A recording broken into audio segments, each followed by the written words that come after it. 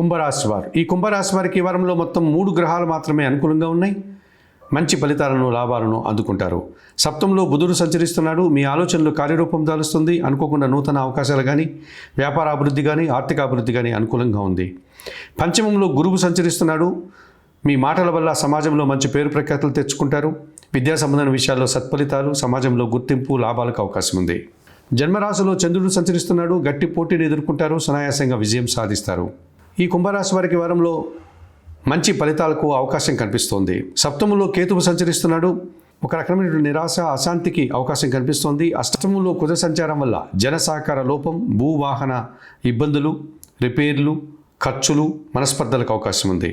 ఈ రాశి వారికి ఈ వారంలో ఆది, సోమ, గురు, శుక్రవారాలు అనుకూలంగా ఉన్నాయి. దానాలు ఇచ్చేటువంటి క్రమంలో ఎర్రటి పండును మంగళవారం రోజు పేదవారికి దానం చేయండి. స్తోత్రపారాయణ విషయంలో సుబ్రహ్మణ్యాష్టకం నిత్యం చదువుకోండి. ఆలయ సందర్శన కార్యక్రమం భాగంగా కుంభరాశి వారు సుబ్రహ్మణ్య స్వామిని దర్శించి నమస్కరించుకోవడం వల్ల మరింతగా మంచి ఫలితాలను అందుకోగలుగుతారు.